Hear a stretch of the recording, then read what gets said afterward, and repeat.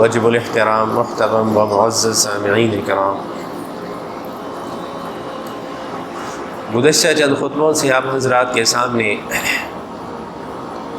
وہ اسباب بیان کیے جا رہے ہیں جن اسباب کی وجہ سے آدمی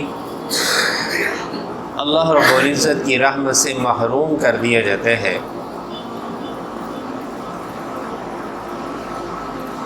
تو ان اسباب میں سے آج کے اس خطبہ کے اندر باقاعدہ سبب کہ جس کی وجہ سے آدمی اللہ کی رحمت سے محروم کر دیا جاتا ہے اور خیر و برکت سے محروم ہو جاتا ہے، وہ ہے اپنے اعزہ اور اقارب سے قطع رحمی کرنا۔ اللہ رب العزت قرآن پاک میں فرماتے ہیں واتقوا اللہ الذی تساءلون بہ والارحام، کہ لوگو تم اللہ سے ڈرو، ایسا اللہ کے جس کے ذریعے سے تم، جس کا واسطہ دے کر تم اللہ سے مختلف سوالات کرتے ہو، اور اسی طریقے سے اعزہ اور اقارب اور رشتہ داروں کے بارے میں بھی اللہ سے ڈرو، یعنی کہ قطع تعلقی سے بچو۔ اور آپ صلی اللہ علیہ وسلم کے ارشاد مبارک ہے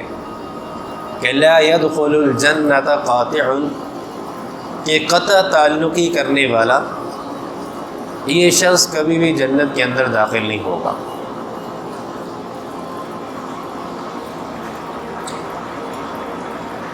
تو میرے بھائیو، آج ہم میں سے ہر ایک انسان یہ چاہتے ہیں کہ اللہ رب العزت نے یہ جو مجھے زندگی عطا فرمائی ہے، اس زندگی کے اندر راحت اور سکون اللہ مجھے عطا فرما دے، اور مرنے کے بعد کی جو زندگی ہے، خصوصاً قیامت کا جو دن ہے،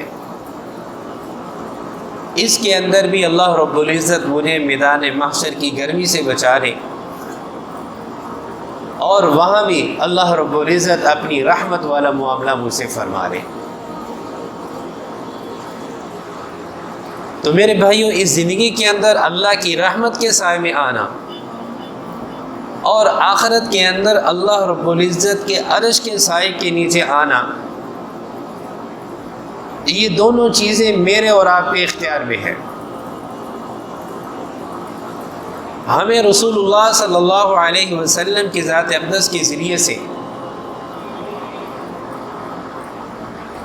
ایسے اعمال عطا کر دیے گئے ہیں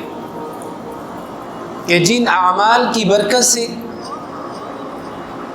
آدمی کی یہ زندگی اور مرنے کے بعد کی زندگی، دونوں زندگیوں کے مسائل اس کے ذریعے سے اللہ رب العزت حل فرما دیں گے۔ اور ایسے اعمال عطا فرمائے ہیں جو ہم میں سے ہر ایک کے اختیار میں ہیں، مردوں کے اختیار میں بھی ہے، عورتوں کے اختیار میں بھی ہے، امیر کے اختیار میں بھی ہے، غریب کے اختیار میں بھی ہے، پڑھے ہوئے کے اختیار میں بھی ہے، اور ان پڑھ کے اختیار میں بھی ہے۔ ایسا نسخہ عطا فرمایا اور ایسے اعمال عطا فرمائے کہ جو ہر ایک انسان کے اختیار میں ہے، وسعت میں ہے، ہر ایک انسان ان اعمال کو کر سکتا ہے۔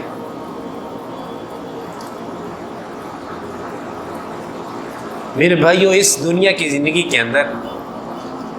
آدمی کو راحت اور آرام اور سکھ اور چین نصیب ہو جائے اور اس کے معاشی حالات بہتر ہو جائیں اور اس کی زندگی لمبی ہو جائے، تو یہ ہم میں سے ہر ایک کے اختیار میں، ہر ایک انسان کی یہ خواہش ہے کہ میرے معاشی حالات بہتر ہو جائیں اور میری عمر لمبی ہو جائے۔ تو آپ صلی اللہ علیہ وسلم نے میرے بھائیوں ایک عمل عطا فرمایا ہے۔ اب وہ عمل بہت آسان ہے اور ہم میں سے ہر ایک کے اختیار میں ہے۔ آپ صلی اللہ علیہ وسلم کے ارشاد مبارک ہے من سرہ ان یبسط لہ رزق وان ینسأ لہ اثر فلیصل رحمہ، او کما قال علیہ الصلاۃ والسلام۔ آپ صلی اللہ علیہ وسلم کے ارشاد مبارک ہے، جو شخص یہ چاہتے ہیں، جس کی خواہش یہ ہے، یا یہ وہ بات جو اس کو خوش کرے اس بات سے کہ اس کے معاشی حالات بہتر ہو جائے، اس کے رزق کے اندر خیر و برکت پیدا ہو جائے، اور دوسرا وہ یہ چاہتے ہیں کہ وَأَن يُنَسَّأَ لَهُ فِي أَثَرِ، کہ اس کی زندگی لمبی ہو جائے۔ تو یہ دو بڑی اہم باتیں، رزق میں وسعت ہو جائے، معاشی حالات بہتر سے بہترین ہو جائے، اور اس کی زندگی کے اندر خیر و برکت ہو جائے، اور اس کی زندگی لمبی ہو جائے۔ تو آپ صلی اللہ علیہ وسلم نے میرے بھائیوں ایک عمل ارشاد فرمایا ہے کہ جو شخص یہ کر لے گا اس کو یہ دونوں اعزاز حاصل ہو جائیں گے۔ وہ ایک عمل آپ صلی اللہ علیہ وسلم نے کیا فرمایا؟ فَلْيَصِلْ رَحِمَهُ، تو اس کو چاہیے کہ اپنے اعزہ اور اقارب رشتہ داروں کے ساتھ صلہ رحمی والا معاملہ کر لیں۔ اور آپ صلی اللہ علیہ وسلم کے ارشاد مبارک ہے میرے بھائیوں، اللہ کی اس دنیا کے اندر اللہ کی رحمت کے سائے میں آنا چاہتے ہیں تو میرے بھائیوں صلہ رحمی کا معاملہ کرو، قطع رحمی والا سلسلہ ختم کر دو۔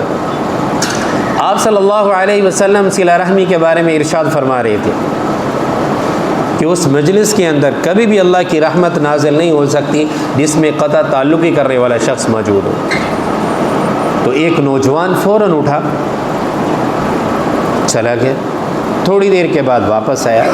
میں یہ بتانا چاہتا ہوں کہ صحابہ میں عمل کرنے کا جذبہ کس اعتبار سے تھا اور کس درجہ عمل کا جذبہ تھا کہ طبیعت کے خلاف، طبیعت اور مزاج کے مطابق اگر اس کے اندر عمل کی کوتاہی ہو گئی، سستی ہو گئی، لیکن فوراً جب متنبہ کیا گیا فوراً سے پہلے اس کے اوپر عمل کیا۔ تو آپ صلی اللہ علیہ وسلم قطع رحمی کے بارے میں جو نقصانات ہیں وہ آپ بتا رہے تھے کہ اس مجلس میں اللہ کی رحمت نازل ہی نہیں ہو سکتی۔ تو اس سے ایک نوجوان اٹھا اور فوراً گھر گیا، باہر چلا گیا، تھوڑی دیر کے بعد واپس آ گیا۔ آپ صلی اللہ علیہ وسلم نے مجلس سے جانے کی وجہ پوچھی کہ کیوں اٹھ کے چلے گئے تھے؟ واپس آیا، اس نے عرض کیا یا رسول اللہ صلی اللہ علیہ وسلم، میری خالہ کے ساتھ معاملہ قطع تعلقی والا تھا، میں اس سے ناراض تھا، وہ مجھ سے ناراض تھی، تو آپ کے ان ارشادات مبارکہ کو سنا، میں فوراً اس کی خدمت میں حاضر ہوا اور اس سے معذرت کی اور اس سے صلح کر کے میں واپس آپ کی مجلس میں حاضر ہو گیا۔ آپ صلی اللہ علیہ وسلم نے ارشاد فرمایا اجلس فقد احسنت، کہ تو مجلس میں بیٹھ جا، تو نے بہت ہی اچھا معاملہ کیا، یعنی کہ تو نے اللہ اور اس کے رسول کو خوش کر دیا، اپنے حالات ٹھیک کر لیے۔ تو حالات کا ٹھیک کرنا میرے بھائیوں میرے اور آپ کے اختیار میں ہے۔ اور دوسری حدیث مبارکہ آپ صلی اللہ علیہ وسلم کے ارشاد مبارک ہے من سرہ ان یظلہ اللہ یوم القیامۃ فلیصل رحمہ ولا یبخل بالسلام۔ آپ نے فرمایا کہ لوگوں، قیامت والے دن بھی اگر اللہ کی عرش کا سایہ چاہتے ہو تو آپ صلی اللہ علیہ وسلم نے فرمایا کہ دو عمل کر لو، ایک عمل کہ صلہ رحمی والا معاملہ کرو، اور دوسرا فرمایا ولا یبخل بالسلام، اور دوسروں کو سلام کرنے کے اندر بخل نہ کرو۔ ہر آدمی دوسرے کو جب سلام کرے گا تو سلامتی آئے گی میرے بھائیوں، انفرادی زندگی میں بھی سلامتی آئے گی، اجتماعی زندگی کے اندر بھی سلامتی آئے گی، اور معاشرے کے اندر سلامتی آ جائے گی۔ آج ہمارے پاس ٹائم ہی نہیں ہے، سلام کر بھی دے تو جواب دینے کے لیے تیار نہیں ہے کہ یہ نیچے آدمی ہے، نیچے والا آدمی ہے۔ اور آپ صلی اللہ علیہ وسلم کے ارشاد مبارک ہے کہ قیامت کی علامات میں سے یہ ایک علامت ہے کہ جس کو تو آدمی پہچانتا اس کو سلام کرے، اور جس کو نہیں پہچانتا اس کو سلام ہی نہ کرے۔ تو میرے بھائیوں، اس ساری بات کا خلاصہ یہ ہے کہ دنیا کے اندر اللہ کی رحمت اور برکت کو لینا چاہتے ہیں، اپنی عمر کے اندر خیر و برکت چاہتے ہیں، اضافہ چاہتے ہیں، تو ہمیں صلہ رحمی والا معاملہ کرنا چاہیے۔ قیامت کے دن اللہ کے عرش کے سائے کے نیچے آنا چاہتے ہیں، صلہ رحمی والا معاملہ کریں اور سلام کو عام کریں۔